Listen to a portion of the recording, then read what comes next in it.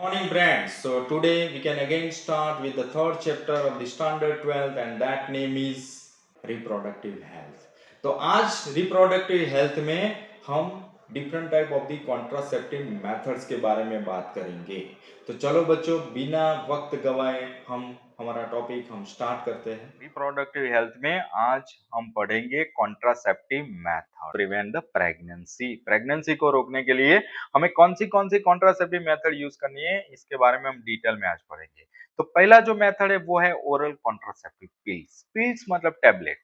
तो यहाँ पे ये जो टेबलेट है किसका बना हुआ होता है, तो मैं एक चीज आपको यहाँ पे क्लियर करता हूँ कि चाहे अलग अलग हो, यहाँ पे फॉर्मुलेशन अलग अलग हो, चाहे ये टेबलेट हो चाहे ये इंजेक्शन हो, मतलब वो बना किसका होगा, तो याद रखना है आपको कि यहाँ पे वो हार्मोनल फॉर्मुलेशन होगा और हार्मोन्स को इम्बैलेंस करना है ताकि क्या होगा कि वहां पे प्रेगनेंसी होने के चांसेस बहुत कम हो जाएंगे। तो यहाँ पे हम बात कर रहे हैं पिल्स मतलब टेबलेट्स के बारे में। तो यहाँ पे कौन से टेबलेट होंगे, तो यहाँ पे दो हार्मोन्स के बारे में आपको याद रखना है, एक है प्रोजेस्टेरॉन और दूसरा है वो है एस्ट्रोजन। तो यहाँ पे फॉर्मुलेशन किस तरह से होगा, या तो ओनली प्रोजेस्टेरॉन का फॉर्मुलेशन होगा या कॉम्बिनेशन में होगा दैट विथ एस्ट्रोजन, मतलब प्रोजेस्टेरॉन एस्ट्रोजन का कॉम्बिनेशन होगा। इसके बाद बात करें तो ये टैबलेट लेनी किस तरह से है, तो यहाँ पे 21 डेज तक ये आपको टैबलेट लेनी है ड्यूरिंग द मेंस्ट्रुअल साइकिल्स, मतलब 28 डेज का मेंस्ट्रुअल साइकिल्स हम कंसीडर करें तो वहां पे 21 डेज टैबलेट लेनी है and that should B start with in the first 5 days of the menstrual cycles. अब हम बात करें कि ये जो ओरल कॉन्ट्रासेप्टिव पिल्स है that is very popular contraceptive methods, generally ये फीमेल्स ज्यादा यूज करते हैं। यहाँ पे बहुत ऐसे फीमेल्स हैं जो ये टैबलेट रेगुलरली यूज करते हैं टू डिले द प्रेगनेंसी और sometimes it should be prevent the pregnancies. अब यहाँ पे हमने बोला कि 21 डेज तक लेना है, तो यहाँ पे एक गैप रखना है that is the gap of 7 days. The same course has to be repeated, मतलब दूसरे मेंस्ट्रुअल साइकिल्स में फिर से ये 21 डेज लेना है, फिर से 7 डेज का गैप रखना है और नए जब मेंस्ट्रुअल साइकिल स्टार्ट हो तब ये फिर से स्टार्ट कर देना है। तो इस तरह से आपको ये ओरल कॉन्ट्रासेप्टिव पिल्स वुमेन्स नहीं चाहते प्रेगनेंसी वो ले सकते हैं। इसका मेन काम क्या है, so that is the inhibits, मतलब वो क्या करता है ओव्यूलेशंस को इनहिबिट करता है। यहाँ पे एक दूसरी भी टैबलेट्स है जिसका नाम है सहेली, that is also very popular contraceptive pills. इसका मेन एक एडवांटेज की मैं बात करूं तो यहाँ पे डेज जो हमने प्रीवियसली टैबलेट्स के बारे में बात की वो पूरे मेंस्ट्रुअल साइकिल्स में 21 डेज लेना है, लेकिन ये जो सहेली टैबलेट्स है वो वीक में एक ही बार लेनी है जिसका साइड इफेक्ट भी बहुत कम है और यहाँ पे कॉन्ट्रासेप्टिव वैल्यू भी बहुत ही हाई है। दैट्स व्हाई सहेली is the very popular brand of oral contraceptive pills. ये एमसीक्यू में बहुत बार क्वेश्चन आता है, आपको याद रखना है। अब ये सहेली के मैं दूसरी कैरेक्टरिस्टिक्स की बात करूं तो ये नॉन स्टीरोइडल है, मतलब वो स्टीरोइड्स नहीं है, that is the most important thing.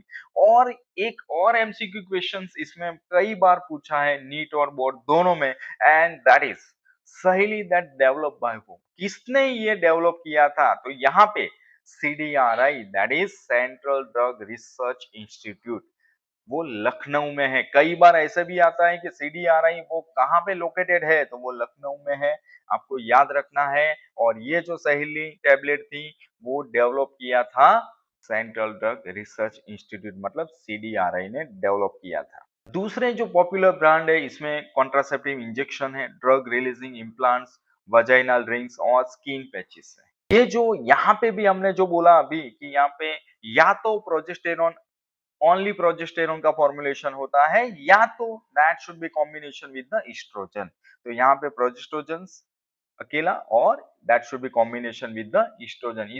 इस प्रकार से यहाँ पे ये फॉर्मुलेशंस बनते हैं और वो कई फीमेल्स इसको यूज भी करते हैं। एक दूसरा चीज है वो है DMP, so that is depot medroxy progesterone acetate, और वो क्या करता है प्रोटेक्शन करता है, that provide the protection against the pregnancy. तो ये एक इंपॉर्टेंट चीज है वो आपको याद रखनी है। So in which form should it taken, वो कौन से फॉर्म में लेना है, तो ये होगा वो इंजेक्शन फॉर्म में होगा। तो यहाँ पे प्रेगनेंसी के सामने प्रोटेक्शन करने के लिए ये जो डीएमपीए है वो आपको याद रखना है कि वो प्रेगनेंसी के सामने प्रोटेक्शन देता है और वो इंजेक्शन फॉर्म में है। What is the duration? So that should be taken for 3 months. और यहाँ पे एक कॉन्ट्रासेप्टिव इम्प्लांट्स है, that is about the size of the mastic. वो इसका साइज आप देखो तो वो मैस्टिक की तरह ही होता है, सिंगल रोड होता है। अब ये जो है वो स्किन के नीचे उसको इंसर्टेड करना है and with the help of special applicator. वो खुद से आप नहीं उसको अप्लाई कर सकते। यहाँ पे स्पेशल वो पर्सन होता है, ट्रेन वाला वो पर्सन एप्लीकेटर होता है, वो इसको इंसर्ट करता है। सो bye whom is insertion of the implant carried, and that is यहाँ पे हेल्थ केयर प्रोवाइडर होगा, मतलब कोई यहाँ पे ऐसा हेल्थ ऑफिसर होगा कि जो यहाँ पे उसका स्पेशलाइज सब्जेक्ट हो, मतलब वो स्पेशली यहाँ पे वो इम्प्लांट करता हो, वैसा ही हेल्थ प्रोवाइडर उसको इम्प्लांट करता है स्किन के नीचे। अब हम बात करें कि ये जो इम्प्लांट्स है उसका मेन काम क्या है। So that prevent the pregnancy for a period of 3 years। अब वजेनाइल रिंग की बात करें हम, तो वजेनाइल रिंग क्या है? That is the plastic ring, और वो इंसर्टेड करना है वजाइना के अंदर, और वो जो है वो फ्लेक्सिबल है। इसके बाद हम बात करें तो यहाँ पे release small doses of estrogen and progesterone, and that prevent the conception, that means pregnancy। यहाँ पे डोज बहुत कम लेना है दोनों का। और ये जो स्किन स्पैचेस होते हैं वो यहाँ पे लोड करने हैं किसके साथ? हॉर्मोन्स के साथ, are born on the skin, मतलब स्किन पे वो लगाना है, और वो स्लोली वो रिलीज होता है, और रिलीज होने के बाद वो एब्जॉर्ब भी होता है बॉडी के अंदर। ब्लड एब्जॉर्ब होगा, so directly that should be goes into the blood stream to prevent the pregnancy। So that is the very effective emergency contraceptive to avoid the possible pregnancy। तो यहाँ पे एक unwanted 72 होता है कि उसका मेन काम क्या है? दूसरा है कॉपर बियरिंग इंट्रा यूटेरिन डिवाइस है। यहाँ पे प्रोजेस्टेरोन एस्ट्रोजन का कॉम्बिनेशन होता है, और बाय प्रोजेस्ट्रोजन। यहाँ पे ये जो इमरजेंसी कॉन्ट्रासेप्टिव है क्या? तो यहाँ पे मैं आपको बता दूं कि एक पॉपुलर ब्रांड है, दैट इज अनवांटेड 72। अब ये होता कब है, कब ये यूज कर दे? तो यहाँ पे अगर कैजुअली अनप्रोटेक्टेड इंटरकोर्स हो गया है, मतलब प्रेगनेंसी नहीं रखना है और गलती से हो गई है, इन केस ऑफ रेप, तो यहाँ पे इमरजेंसी कॉन्ट्रासेप्टिव ही यूज करना है।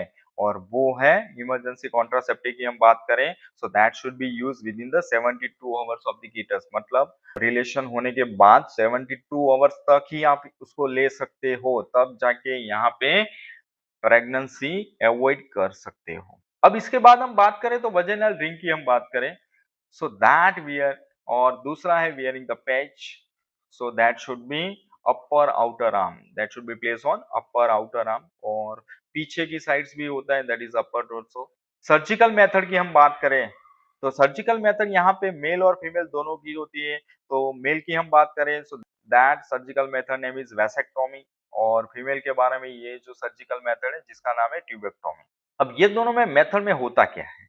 तो पहले हम बात करें कि वैसेक्टोमी है वो स्टरिलाइजेशन प्रोसीजर वो मेल में होती है, और ट्यूबेक्टोमी जो होती है वो फीमेल में होती है। दूसरा हम बात करें कि वैसेक्टोमी में करना क्या है। यहाँ पे जो वास्ट डिफरेंस इसका स्मॉल पार्ट्स होता है उसको कट कर देना है, और यहाँ पे वो उसको कट करके टाई अप कर देना है with the small incision on the scrotum, जिसकी वजह से क्या होगा कि यहाँ पे जो स्पर्म सेल है वो यहाँ पे वहां से आगे नहीं बढ़ सकेंगे, मतलब वहां पे रुक जाएंगे, वो आगे बढ़ नहीं सकेंगे, वो मूव कर नहीं सकेंगे। और इसके बाद हम बात करें दूसरे, तो small part of the fallopian tube वो भी बोथ साइड होता है, तो वहां से भी आप रिमूव करके उसको टाई कर देना है, small incision made in the abdomen और थ्रू वजाइना। सो यहाँ पे जो है वो क्या करेंगे, so tubes that carry the sperm from testis, और ये जो है वो साइट ऑफ द फर्टिलाइजेशन है। तो ये जो है वहां पे हम क्या करेंगे, उसको कट कर देंगे, जिसकी वजह से यहाँ पे फर्टिलाइजेशन होने के चांसेस कम हो जाएंगे, मतलब होगा ही नहीं क्योंकि वो आगे बढ़ नहीं सकेंगे। इसके बाद हम बात करें तो ये जो मेथड है, so that prevent the sperm from reaching the seminal vesicles, मतलब वो वहां तक पहुंचेंगे नहीं, और जिसकी वजह से फर्टिलाइजेशन होगा नहीं। और ट्यूबेक्टोमी में भी इस तरह का होता है कि this method that will block the entry of the ओवा इनटू द पॉलिपिन ट्यूब्स, मतलब वो पॉलिपिन ट्यूब्स में आ नहीं सकेगा, जिसकी वजह से यहाँ पे फर्टिलाइजेशन होने के चांसेस कम हो जाएंगे, मतलब होगा ही नहीं।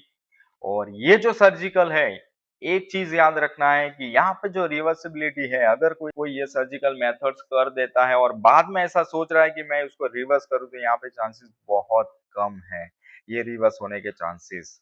सो ये जो surgical reversibility of the family planning operation है, उसको हम कैनालाइजेशन भी बोलते हैं, लेकिन ये चांसेस बहुत कम है कि फिर से वो कंटिन्यू जो नॉर्मल था वैसे ही होना, फिर से करना।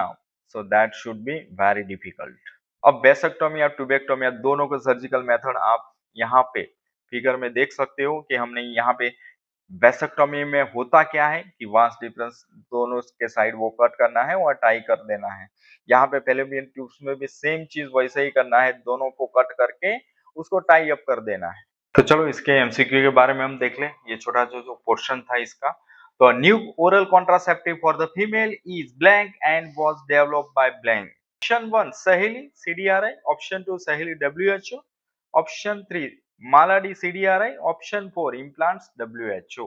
दूसरा जो एमसीक्यू है, sterilisation method is in male and female are option 1 vasectomy and tubectomy respectively, tubectomy and vasectomy respectively, vasectomy and inseminations respectively, and last option that is fetus interrupts and tuberculomy respectively। तो बच्चों उसका सही answer क्या है वो हमें comment करके आपको जरूर बताना है।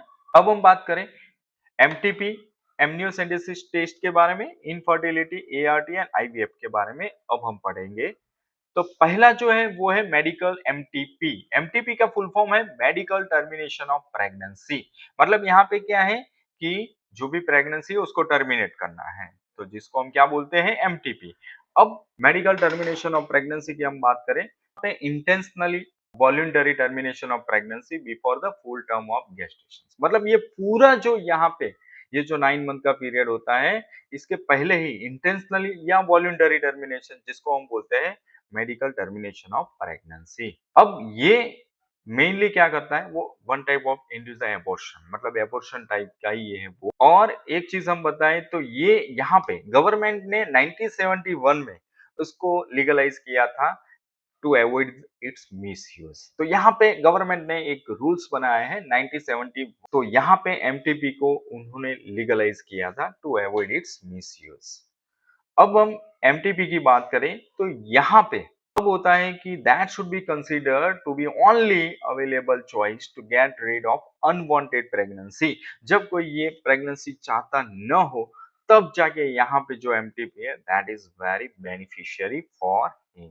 अब यहाँ पे जो एमटीपी है इनवाइटेबल सॉल्यूशन है इन केस वेयर, कब यहाँ पे वो बहुत ही इंपॉर्टेंट है। तो मैं एक चीज बताऊं यहाँ पे कि अगर ऐसा कोई केस आता है कि जहां पे लगे कि ये प्रेगनेंसी अगर कंटिन्यूअस किया, फीमेल ने मदर ने यहाँ पे कंटिन्यूअस किया प्रेगनेंसी को, सो that is very dangerous for his life, for her life.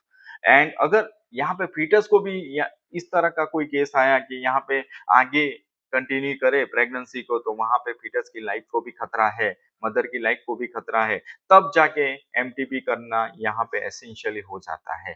तो ऐसे केसेस में MTP that is very beneficial. इसके बाद हम बात करें तो amniocentesis, infertility and assisted reproductive technology ART के बारे में।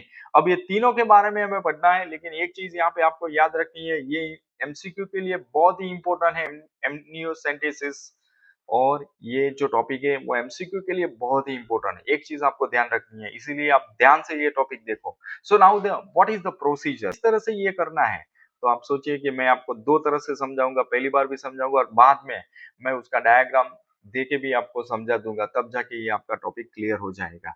तो एमनियोसेंटेसिस क्या होता है? So that is the one type of diagnostic procedure. यहाँ पे डिटेक्ट करना है genetic defects in the unborn baby. तो अगर कोई बेबी का अभी बॉर्न नहीं हुआ है, वो एम्ब्रियो के अंदर ही है, तो वहां पे ये जो टेस्टिस है जहां से हमें पता चल जाता है कि इसको जेनेटिक कोई डिफेक्ट है या नहीं। इसके बाद हम बात करें तो ये जो प्रोसीजर है इसमें जो नीडल होती है वो इंसर्ट करना है through the mother's abdominal wall. Mother abdominal wall से वो इंसर्ट करना है एमनियोटिक सैक के अंदर, और वहां से उसको केयरफुली पंचर करके वहां से वो फ्लूइड निकालना है, and that is only done by the physician. So for what purpose? तो यहाँ पे एमनियोटिक फ्लूइड है वो एक्सट्रैक्ट करना है, और वो फिजिशियन ही करेगा। और यहाँ पे जो ये जो एमनियोटिक फ्लूइड होता है वो किसका बना हुआ होता है? So that is consist of the foetal cell and that are separated from the extracted sample. वहां से हमें फीटल सेल को क्या करना है? सेपरेट आउट करना है। और वो जो फीटल सेल वो कहाँ पे था? So that growing the embryonic cell in mother's womb, मतलब यूटेरस के अंदर यहाँ पे वो ग्रो होते हैं। अब ये जो एमनियोटिक फ्लूइड है फ्रॉम द एमनियोटिक से वो हमने एक्सट्रैक्ट कर दिया। अब यहाँ पे क्रोमोसोम होते हैं जो स्टेन फेटल सेल्स के अंदर, तो यहाँ पे एग्जामाइन करना है और फिर हमें देखना है कि यहाँ पे जो फीटस है वो एबनॉर्मल है या नॉर्मल है। तो ये चीज हमें एमनियोसेंटेसिस टेस्ट से हमें पता चल जाता है। तो ये याद रखना है एमसीक्यू के लिए आपको। एब्नॉर्मालिटी टेस्ट भी बोल सकते हैं। अब एब्नॉर्मालिटी किस तरह से हो सकती है? चाहे यहाँ पे देखो अलग अलग बहुत सारे डिसीज है, वो जेनेटिक डिसीज है, डाउन सिंड्रोम बोलते हैं उसको। एक है एडवर्ड सिंड्रोम, दूसरा है टर्नर सिंड्रोम। तो यहाँ पे जो डाउन सिंड्रोम है, एडवर्ड सिंड्रोम है, टर्नर सिंड्रोम है, वो आगे वाले चैप्टर्स में हम डिसीज वाले चैप्टर्स में हम पढ़ेंगे, तब जाके आपको थोड़ा ज्यादा यहाँ पे डिटेलिंग में हम पढ़ेंगे, तब जाके आपको ज्यादा पता चलेगा। लेकिन अभी आप इतना याद रखो कि ये जो डिसीज है वो एब्नॉर्मालिटी टाइप्स ऑफ डिसीज है। यहाँ पे आप देख सकते हो कि मैं डायग्राम से आपको थोड़ा कंसेप्ट क्लियर करता हूँ कि ये जो फीटस है यूटेरस के अंदर, उसको प्लेसेंटा बोलते हैं, उसके बाद अम्बिलिकल कॉर्ड, फीटस और ये यूटेरस। एमनियोटिक से जो हमने वहां पे पंचर करके एमनियोटिक फ्लूइड को निकाला था, दैट इज सर्विक्स, ब्लेडर और वजाइना, और लास्ट जो होगा वो एनस। तो ये पूरा जो डायग्राम है वो आपको यहाँ से कंसेप्ट क्लियर करने के लिए है कि कहाँ से किस तरह का ये यहाँ पे अरेंजमेंट होता है, यहाँ पे स्ट्रक्चर कैसा होता है वो आप देख के ही आपको पता चलेगा। अब ये जो हमने विथड्रॉ फ्लूइड्स किया था, जो देखो इस तरह से करना है, मैंने समझाया था कि मैं यहाँ पे पिक्चराइज फॉर्म में भी आपको समझाऊंगा, तब जाके पता चलेगा। ये प्लेसेंटा है और ये है एमनियोटिक कैविटी। एमनियोटिक कैविटी के अंदर क्या होता है? एमनियोटिक फ्लूइड होता है। ये है यूटेरिन वॉल। यहाँ पे एमनियोटिक फ्लूइड को एक्सट्रैक्ट करके उसको सेंट्रीफ्यूज करना है, और ये जो फ्लूइड होगा उसका कॉम्पोजिशन क्या है और जनरली ये किसके लिए यूज होता है? तो ये सभी सेल्स होते हैं, और ये जो है mainly sex determination, biochemical and enzymatic studies के अंदर यहाँ पे यूज होता है। तो यहाँ पे हमें क्या करना है? ये सेल है उसको एक्सट्रैक्ट कर देना है और for the biochemical and chromosomal studies. अब इनफर्टिलिटी के बारे में पढ़ते हैं। इनफर्टिलिटी मतलब क्या है? तो यहाँ पे जो बायोलॉजिकल इनएबिलिटी होती है of a person to contribute the conceptions. तो यहाँ पे अगर कोई पर्सन ऐसा है जो इसकी एबिलिटी ना हो, that done the reproduction procedure. मतलब क्या है कि यहाँ पे फर्टिलिटी ना हो कोई पर्सन से रिप्रोडक्शन के अंदर, तो उसको हम क्या बोलते हैं? इनफर्टिलिटी। सो यहाँ पे एक चीज आपको ध्यान में रखनी है, यहाँ पे नोट डाउन भी करना है कि बहुत ही लार्ज नंबर ऑफ कपल है पूरे वर्ल्ड के अंदर जिसको अभी बच्चा नहीं हुआ है। So that should be consider as a infertility. अब उसका रीजन क्या है, क्यों इनफर्टिलिटी होती है? तो पहला जो रीजन है वो है फिजिकली, जेनेटिक रीजन भी हो सकता है। बहुत सारे ऐसे डिसीज भी होते हैं, ड्रग्स, जिसको आदत होती है ड्रग्स लेने की, तो वहां पे भी इनफर्टिलिटी होने के चांसेस बहुत ज्यादा है। और कई बार साइकोलॉजिकल रीजन भी होता है, और इम्यूनोलॉजिकल रीजन, मतलब that should be related with immunity, वो भी हो सकता है कई बार ये रीजन। तो ये रीजन है इनफर्टिलिटी होने के। सो आपको पता है कि यहाँ पे इंडिया में जो फीमेल पार्टनर है उसको ही हम ब्लेम करते हैं कि दैट इज नॉट कंसीविंग, मतलब वो बच्चा नहीं दे पाती। हम फीमेल पार्टनर को ही यहाँ पे हम ब्लेम करते हैं। लेकिन बहुत ऐसे भी केसेस आती हैं मेल पार्टनर इतना एबल ही नहीं होता कि जो स्पर्म सेल हो वो पूरा नॉर्मल स्पर्म सेल को वो रिलीज करे, जिसकी वजह से वो फर्टिलाइजेशन हो सके। अब ऐसे जो केसेस आते हैं तो यहाँ पे रेक्टिफाइड करने के लिए बहुत सारे ऑप्शन हैं। तो यहाँ पे मैं ऑप्शंस की बात करूँ तो यहाँ पे इनफर्टिलिटी क्लिनिक्स होते हैं, जिसको हम टेस्ट ट्यूब बेबी क्लिनिक भी बोलते हैं, आईवीएफ क्लिनिक बोलते हैं। तो ये जो होता है वो हेल्प होता है कि डायग्नोसिस करने में कि यहाँ पे क्या प्रॉब्लम है। So that provide the treatment for some disorder. अब हम बात करें तो that help to enable the couples to have a children in natural way. तो वहां पे वो हेल्प करते हैं कि नेचुरल वे से बच्चा लाने में यहाँ पे वो हेल्प करते हैं। अब हम बात करें दूसरे असिस्टेड रिप्रोडक्टिव टेक्नोलॉजी के बारे में, ART टेक्नोलॉजी के बारे में यहाँ पे हम बात करें। So this is special technique, और वो जो है which could be assisted to have a children. तो यहाँ पे बहुत सारी ऐसी टेक्निक है जो मैं आगे आपसे डिस्कस करूंगा डिटेल में। तो इसमें पहला जो टेस्ट है वो IVF जिसको बोलते हैं in vitro fertilisation and embryo transfer. इसके बाद हम बात करें तो GIFT मतलब जाइगोट इंट्रा फैलोपियन ट्रांसफर। इसके बाद हम बात करें GIFT मतलब गैमेट्स इंट्रा फैलोपियन ट्रांसफर के बारे में। इसके बाद है ICSI मतलब इंट्रा साइटोप्लाज्मिक स्पर्म इंजेक्शन। और एक और टेक्निक है वो है आर्टिफिशियल इंसेमिनेशन। तो हम हर एक टेक्निक के बारे में अभी डिटेल्स में पढ़ते हैं। तो पहला जो है वो IVF का मतलब होता है इन विट्रो फर्टिलाइजेशन। और ये जो फर्टिलाइजेशन है मतलब क्या होता है, तो यहाँ पे फर्टिलाइजेशन करना है ओवम्स को बाय द स्पर्म, और वो आउटसाइड द बॉडी मतलब यहाँ पे बॉडी के अंदर नहीं, मतलब बॉडी के बाहर उसको लेबोरेटरी के अंदर उसको डेवलपमेंट करना है। अब ये जो डेवलप हुआ, तो ये जो डेवलप होने के बाद डेवलप किस तरह से करते हैं, यहाँ पे जो डेवलप हुआ लेबोरेटरी के अंदर जिसको हम बोलते हैं early embryonic stage, so that should B consist with 8 blastomeres. वो ट्रांसफर करना है मदर्स के यूटेरस के अंदर फॉर द फर्दर डेवलपमेंट। बाद में 9 मंथ तक उसको कंटिन्यू रखना है for the development of the fetus। ये पॉपुलर है और जिसको हम टेस्ट ट्यूब बेबी प्रोसीजर भी कहते हैं, और ये बहुत वेल नोन है। हर एक सिटी में आजकल आप देखो तो वहां पे IVF सेंटर आपको दिखाई देने लगेंगे, क्योंकि आजकल ये प्रॉब्लम बहुत ही नॉर्मल हो चुका है, बहुत लोगों को ये दिक्कतें हैं, इसीलिए हर एक सिटी में ऐसा सेंटर होता है IVF का। अब प्रोसेस की बात करें तो मैं फिर से आपको समझाता हूँ कि यहाँ पे जो ओवा होता है फ्रॉम द वाइफ और फीमेल डोनर से, जिसको एक्सट्रैक्ट करना है ओवा, और स्पर्म सेल लेना है हस्बैंड या मेल डोनर से। अब क्या करना है, यहाँ पे मिक्सिंग करना है, दोनों का कलेक्ट करके उसको मिक्स कर देना है, और मिक्स करने के बाद उसको स्टिमुलेट करना है, इंड्यूस करना है टू फॉर्म द जाइगोट्स। ये जो है वो स्टिमुलेटिंग कंडीशन के अंदर उसको फॉर्मेशन करना है, और बाद में यहाँ पे जाइगोट का फॉर्मेशन होगा।